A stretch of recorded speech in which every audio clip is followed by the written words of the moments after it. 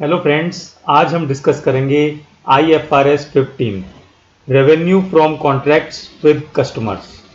IFRS 15 जो है deal करता है जो कस्टमर के साथ हम कॉन्ट्रैक्ट करते हैं उनसे जो रेवेन्यू आता है। सबसे पहले इंट्रोडक्शन टू IFRS 15। इसका पर्पस क्या है? सबसे पहले इसका पर्पस जो है वो है when and how to recognise the revenue. तो ये स्टैंडर्ड हमें बताता है कि आपको कब और कैसे रेवेन्यू को रिकॉग्नाइज करता है। ये जो है जनरली स्टैंडर्ड अप्लाई होता है जो लार्जर एंड कॉम्प्लेक्स कॉन्ट्रैक्ट होते हैं। तो मान लीजिए आपने किसी कस्टमर को सेल की और ये 2 महीने बाद उससे आपको पैसा मिल गया, तो उस केस में इस IFRS की जरूरत नहीं है, क्योंकि ये लार्जर और कॉम्प्लेक्स कॉन्ट्रैक्ट में एप्लीकेबल होता है, जहां पर या तो नंबर ऑफ ईयर्स ज्यादा होते हैं या फिर कोई और कॉम्प्लेक्सिटी होती है जो हम डिस्कस करेंगे। ये स्टैंडर्ड 1 जनवरी 2018 से मैंडेटरी अप्लाई करना है सारी ऑर्गेनाइजेशंस को। इस IFRS 15 जो स्टैंडर्ड है, इसका ऑब्जेक्टिव जो है वो है टू एस्टैब्लिश द प्रिंसिपल्स। ये कुछ जनरल गाइडलाइंस प्रिंसिपल्स को बताता है जो एक एंटिटी को अप्लाई करने होते हैं to report useful information, so that जितने भी लोग या शेयर होल्डर्स जो उसकी फाइनेंशियल स्टेटमेंट्स को पढ़ेंगे उसको उस कंपनी के रेवेन्यू के नेचर, अमाउंट और टाइमिंग के बारे में पता चले। दूसरा, उसके रेवेन्यू और कैश फ्लो जो भी उसके कस्टमर से अराइज होते हैं उनके बारे में भी वो पता कर सकें इजीली। IFRS 15 का स्कोप देखते हैं। IFRS 15 जो है वहीं अप्लाई होता है जहां कस्टमर के साथ कॉन्ट्रैक्ट होते हैं। कुछ एक्सक्लूजन्स जो लीज कॉन्ट्रैक्ट्स हैं जो IFRS 16 में आते हैं वो इसमें कवर नहीं है। IFRS 17 इंश्योरेंस कॉन्ट्रैक्ट इसमें कवर नहीं है। फाइनेंशियल इंस्ट्रूमेंट जो IFRS 9, IFRS 11, IFRS 10, IAS 28, IAS 27, ये सभी स्टैंडर्ड्स में जो चीजें कवर होती हैं वो IFRS 15 के स्कोप से बाहर हैं। Last, non monetary exchanges between entities in the same line of business, ये भी IFRS 15 के स्कोप से बाहर है। IFRS 15 एक 5 स्टेप मॉडल है जिसमें हमें 5 स्टेप को ध्यान में रखते हुए काम करना होता है। तो सबसे पहला स्टेप होता है identify the contract with a customer. तो सबसे पहला स्टेप है कि आपको कॉन्ट्रैक्ट को आइडेंटिफाई करना है कि किस कस्टमर के साथ कौन सा कॉन्ट्रैक्ट हुआ है। दूसरा, जब कॉन्ट्रैक्ट आपने आइडेंटिफाई कर लिया तो उस कॉन्ट्रैक्ट में जो परफॉर्मेंस ऑब्लिगेशन है, यानी कि आपको माल की डिलीवरी कब देनी है या माल कब देना है या कोई सर्विस है तो कब देनी है, वो परफॉर्मेंस ऑब्लिगेशन उस कॉन्ट्रैक्ट में आइडेंटिफाई करनी है। जब आपने परफॉर्मेंस ऑब्लिगेशन आइडेंटिफाई कर ली तो उसके बाद आपको ट्रांजैक्शन प्राइस को डिटरमाइन करना है कि उस कॉन्ट्रैक्ट में इस परफॉर्मेंस ऑब्लिगेशन का कॉन्ट्रैक्ट ट्रांजैक्शन प्राइस क्या है। तो आपने जब तीसरे स्टेप में ट्रांजैक्शन प्राइस कैलकुलेट कर लिया तो चौथे स्टेप में आपको जितनी भी परफॉर्मेंस ऑब्लिगेशन स्टेप 2 में थी उसको स्टेप 3 में जो ट्रांजैक्शन प्राइस एलोकेट हुआ था, तो हर परफॉर्मेंस ऑब्लिगेशन को एक प्राइस देना है जो कि आपको एलोकेट करना पड़ेगा ताकि every performance obligation get some price. और लास्ट स्टेप, आपको इन सब स्टेप्स के बेसिस पर रेवेन्यू रिकॉग्नाइज करना है। कब करना है, कैसे करना है, वो हम डिस्कस करेंगे। जब भी आप परफॉर्मेंस ऑब्लिगेशन सेटिस्फाई करेंगे तो आपको रिकॉग्नाइज कर लेना रेवेन्यू। वो विद इन द ईयर हो सकता है या विद इन नेक्स्ट ईयर भी हो सकता है या पार्टली इस साल में और पार्टली नेक्स्ट ईयर में भी हो सकता है। तो सबसे पहले हम डिस्कस करते हैं identify the contract with a customer. तो कॉन्ट्रैक्ट की डेफिनेशन क्या है? एन एग्रीमेंट बिटवीन 2 और more parties that create enforceable right and obligation. तो एक एग्रीमेंट होना चाहिए जिसमें पार्टीज के राइट एंड ऑब्लिगेशन लिखे होने चाहिए। ये रिटर्न भी हो सकता है, ओरल भी हो सकता है। Entity can identify each party right regarding the goods और the services to be transferred. Entity can identify the payment terms. The contract has commercial substance. तो जो कॉन्ट्रैक्ट है उसमें कमर्शियल सब्सटेंस होना चाहिए जिसमें कि फ्यूचर कैश फ्लो एक्सपेक्टेड हो कि पार्टी को मिलेंगे और वो परफॉर्मेंस ऑब्लिगेशन सेटिस्फाई करेगा। यह भी प्रोबेबल होना चाहिए कि एंटिटी को कंसिडरेशन मिलेगा जिसके बदले में वो गुड्स या सर्विसेज दूसरी पार्टी को ट्रांसफर करेगा। अब एक इसमें बात होती है कॉम्बिनेशन ऑफ कॉन्ट्रैक्ट की। मान लीजिए एक एंटिटी ने दूसरी एंटिटी के साथ एक कॉन्ट्रैक्ट में एंटर किया और 2 महीने के बाद एक कॉन्ट्रैक्ट और एंटर किया। यदि वो दोनों कॉन्ट्रैक्ट हम कंबाइन कर सकते हैं तो 2 महीने के बाद जो कॉन्ट्रैक्ट है उनको कंबाइन करके हम वहां से नया कॉन्ट्रैक्ट शुरू हो जाएगा और हम कॉन्ट्रैक्ट को ऐसे देखेंगे कि ये कॉन्ट्रैक्ट कंबाइंड था और जो 2 महीने पहले कॉन्ट्रैक्ट हुआ था उसको हम नल एंड वॉइड कर देंगे और ये नया कॉन्ट्रैक्ट हम देखेंगे जब ये कंबाइंड हो गया था। मॉडिफिकेशन ऑफ कॉन्ट्रैक्ट हो सकता है कि आपने जब कॉन्ट्रैक्ट में एंटर किया तो कुछ टर्म्स एंड कंडीशन अलग थी, लेकिन 3 महीने के बाद आपने उस कॉन्ट्रैक्ट में मॉडिफिकेशन कर दी। तो यदि आपने कॉन्ट्रैक्ट में मॉडिफिकेशन कर दी तो अब आप नया कॉन्ट्रैक्ट देखेंगे जिसके हिसाब से जो भी टर्म्स एंड कंडीशन होंगी या परफॉर्मेंस ऑब्लिगेशन होंगी आपको उसके अकॉर्डिंग अब IFRS 15 में काम करना पड़ेगा।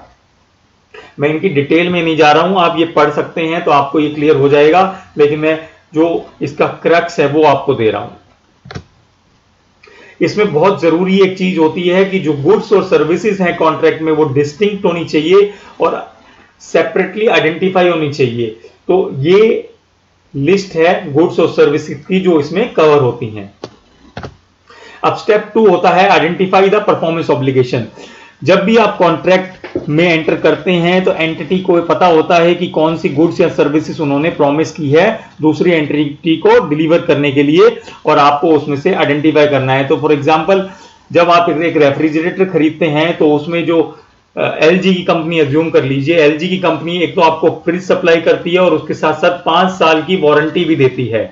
तो यहां पर जब LG कंपनी रेवेन्यू रिकॉग्नाइज करेगी तो सबसे पहला तो फ्रिज का रेवेन्यू होगा जो कि उसकी एक परफॉर्मेंस ऑब्लिगेशन है और दूसरी परफॉर्मेंस ऑब्लिगेशन है सर्विस यानी वारंटी पीरियड। तो उसके लिए भी उसे कुछ ना कुछ प्राइस डिटरमाइन करना पड़ेगा। तो LG ने यदि आपको रेफ्रिजरेटर विद वारंटी बेचा तो उसमें 2 परफॉर्मेंस ऑब्लिगेशन है, पहली है रेफ्रिजरेटर डिलीवरी और दूसरा है वारंटी।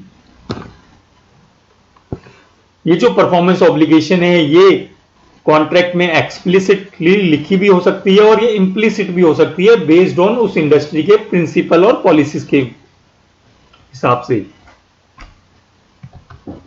तीसरा स्टेप होता है डिटरमाइन द ट्रांजैक्शन प्राइस।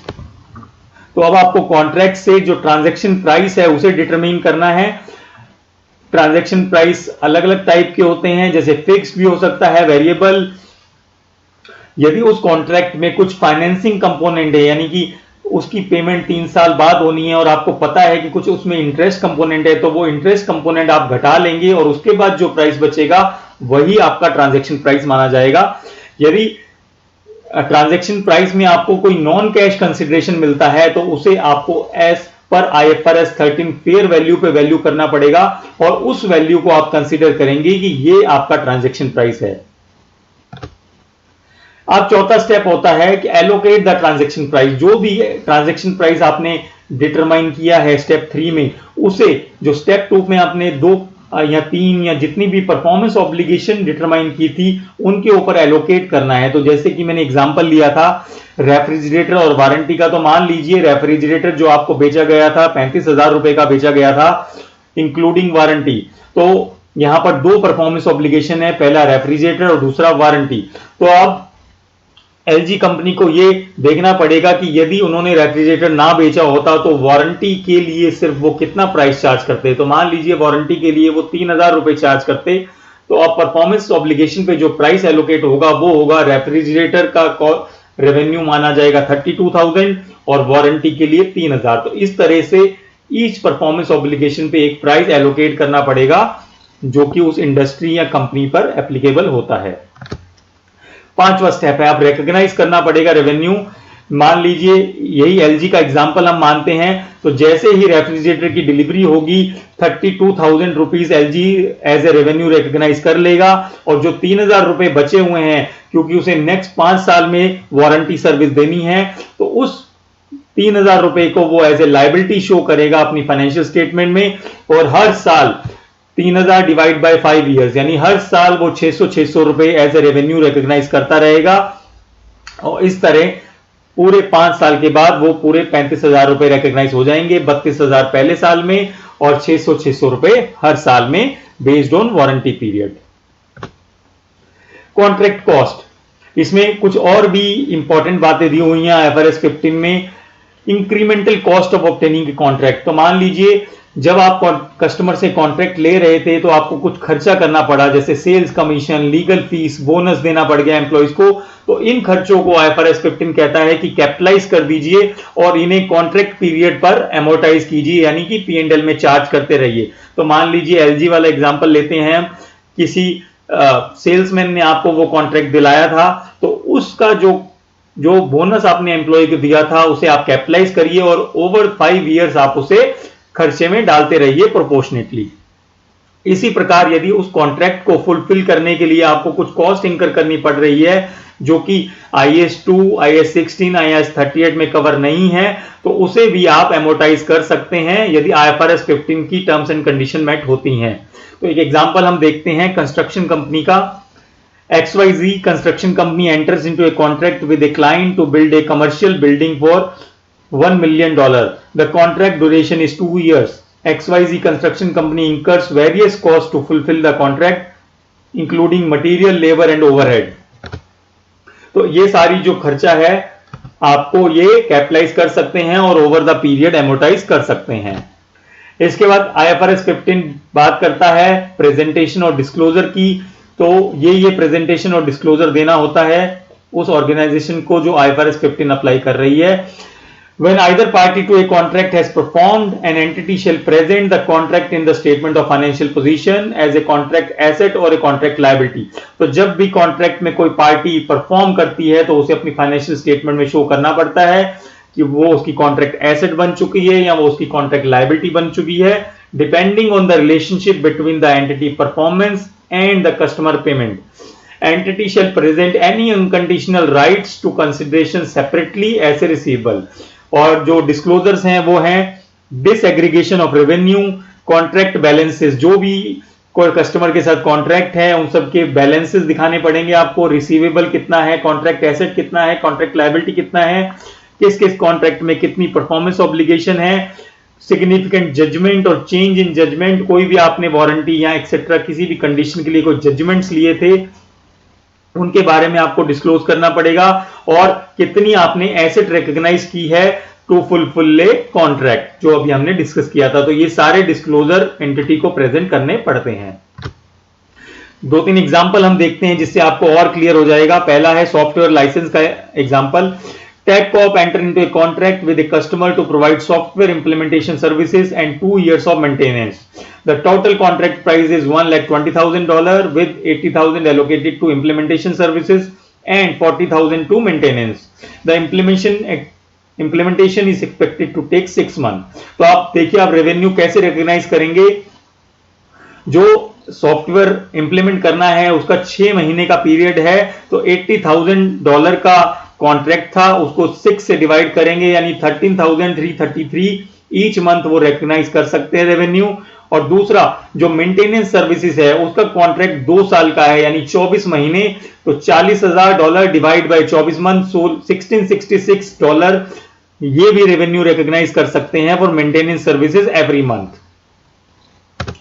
दूसरा एग्जांपल देखते हैं मैन्युफैक्चरिंग कंपनी का। ABC manufacturing company enter into a contract with XYZ retailer to sell 1000 units of product for $50 each.